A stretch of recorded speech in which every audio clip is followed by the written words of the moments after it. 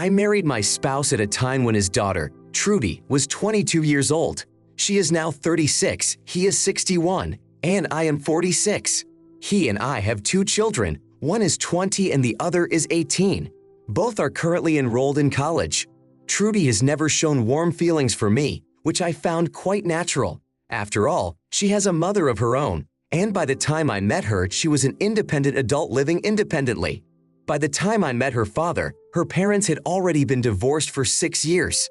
We live in a city popular with tourists, which allowed me to easily keep my apartment and rent it out after my children, and I moved in with my husband.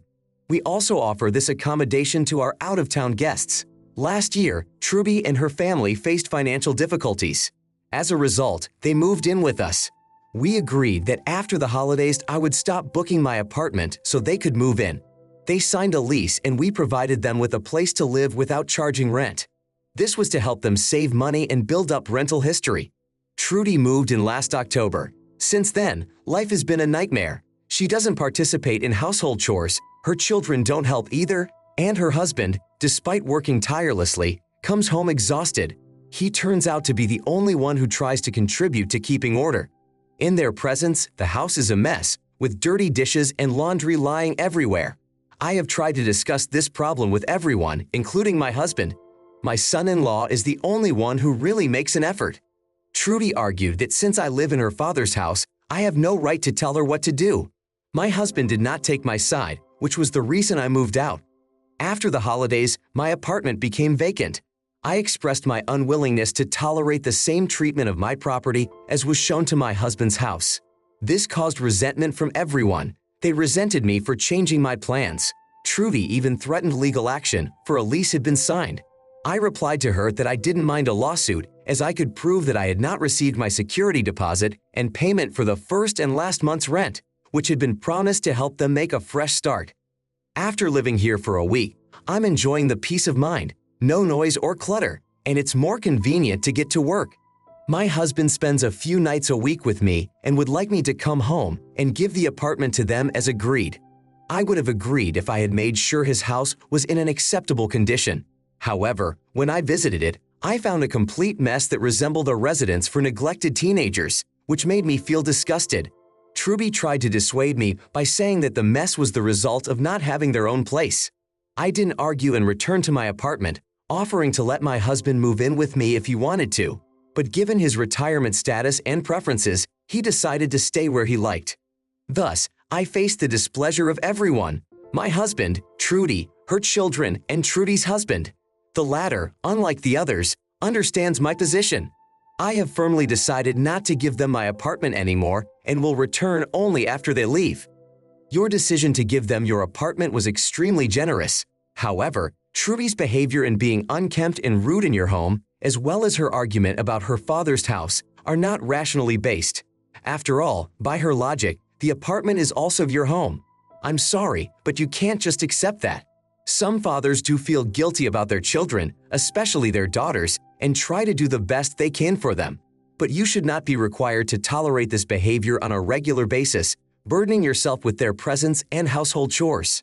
The son-in-law seems to be fully aware of the situation, which shows his understanding. It appears that the financial difficulties have arisen because Trudy is not working.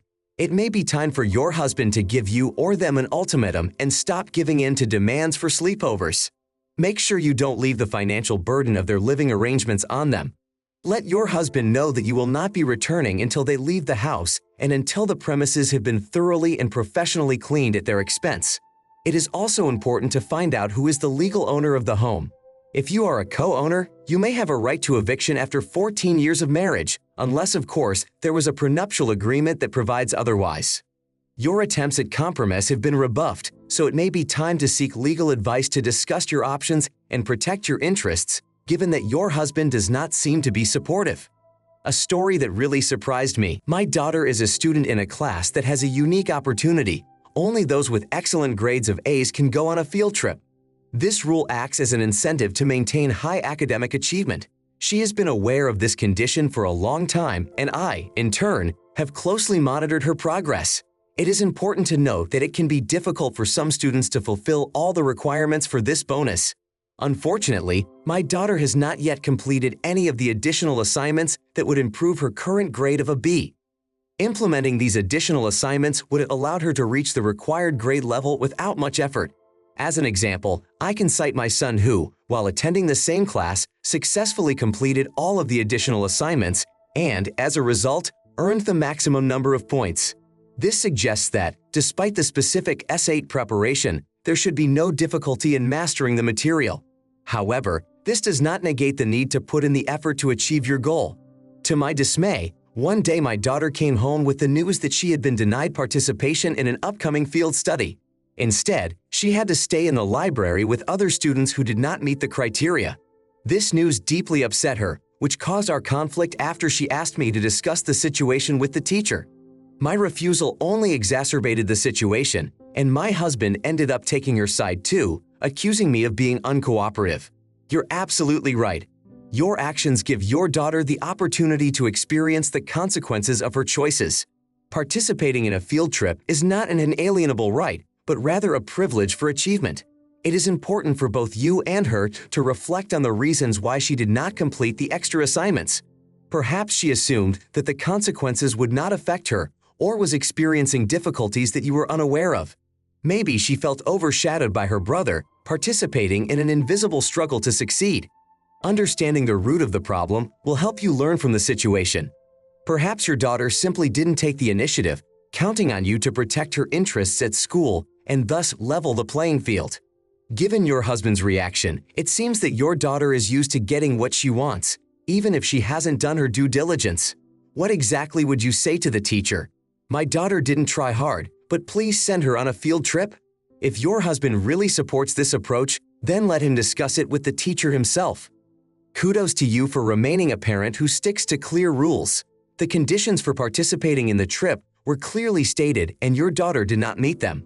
I am convinced that behind every display of laziness there is a reason, even if it seems insignificant. I too was often thought to be lazy until it turned out to be undiagnosed ADHD. ADHD manifests itself differently in girls and women and can go undetected. Our brains work differently, which doesn't necessarily mean a lack of effort or desire. My next story. I, a girl in her teens, have the unique skill of owning multiple horses. My specialty is training race horses that have not previously experienced the joys of riding. My experience in this endeavor spans 10 years. Among my charges, a pony named Prince, a 5-year-old Kimara, stands out. Prince became part of our family not as a rescued animal, but through a purchase last year. Despite his youth, Prince displays a fear of bicycles. He reacts by snorting and jumping up. But this only happens when the sounds are not too loud and objects are not too close. If cyclists come too close, I usually call out to them to slow down, which is usually not required often. One day, while enjoying a horseback ride on one of my favorite trails, which is about 2 meters wide, I encountered an unusual challenge. Usually, while descending this trail, we encounter 1 or 2 cyclists, and Prince always behaved appropriately. I believe that such encounters contributed to his desensitization to bicycles. However, on that rainy Sunday afternoon, when the trails are usually empty, a crowd of about 30 teenagers on bicycles descended upon us. They had headphones on. This meant they couldn't hear my warnings. Realizing that there were far more cyclists than usual, and unable to turn around as Prince became even more agitated as they approached from behind, I decided to lead him as far off the trail as possible. Following the edge of the thin grass strip, considered the thought of rushing him, but feared it would only increase his agitation and make it even more difficult to control him. When most of the cyclists had already passed us, we had to get back on the trail as we were surrounded on both sides by dense trees. Prince noticed a shopping cart that had been left behind. I gave him a chance to look it over and continued at his comfortable pace.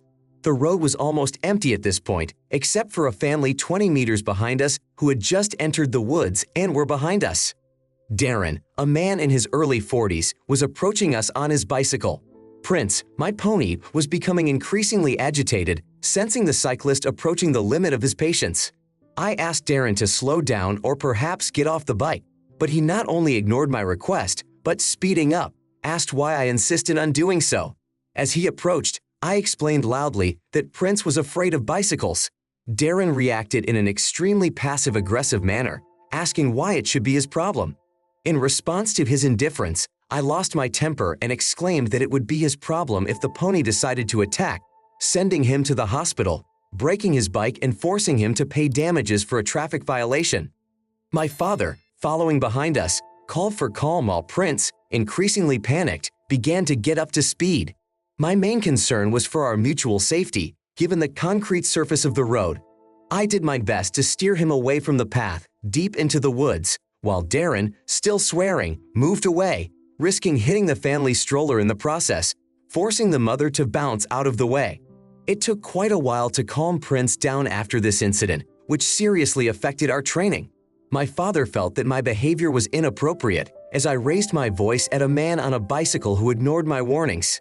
It is important to note that in the UK, where we are located, traffic regulations require that a distance of 2 meters or more be maintained between any vehicle and a horse.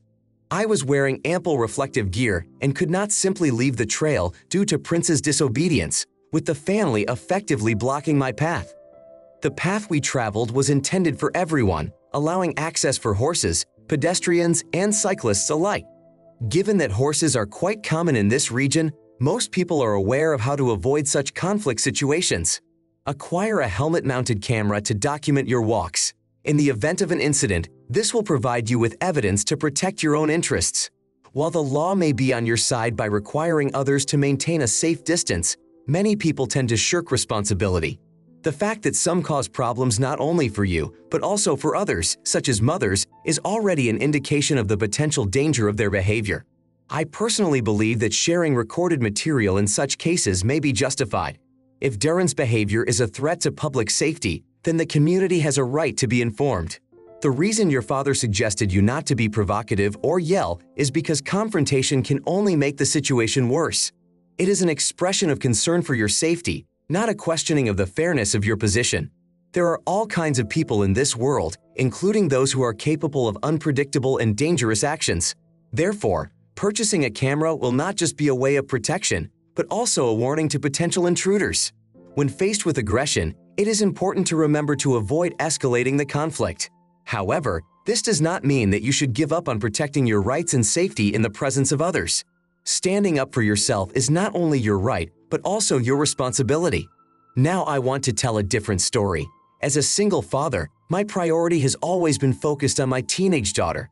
About 5 years ago, I ran into addiction issues, which unfortunately took my attention away from her. In those moments when I couldn't be there for her, her uncle, my brother, took care of her, and for that I am immensely grateful. Years later in sobriety, I feel like a responsible and loving father, yet I notice that my daughter and my brother retain an especially close bond. In the run-up to Christmas, I offered my daughter the opportunity to choose her own gifts by providing her with a certain amount of money. I hoped for reciprocity, but she ended up spending all the money on an expensive gift for her uncle. My disappointment was evident, which led to an awkward situation where both my brother and daughter started teasing me with jealousy. After this incident at home, I tried to explain to my daughter that despite her affection for her uncle, I remain her father. I suggested that we needed to spend more time together, perhaps prioritizing our socializing over seeing her uncle. My daughter took my words as a joke, but I was determined. I ended up limiting their communication for a few weeks. She now treats me with incomprehension and is unwilling to communicate, believing my actions to be unreasonable. I realize that I may have been wrong in my determination to reduce the time she spends with my brother.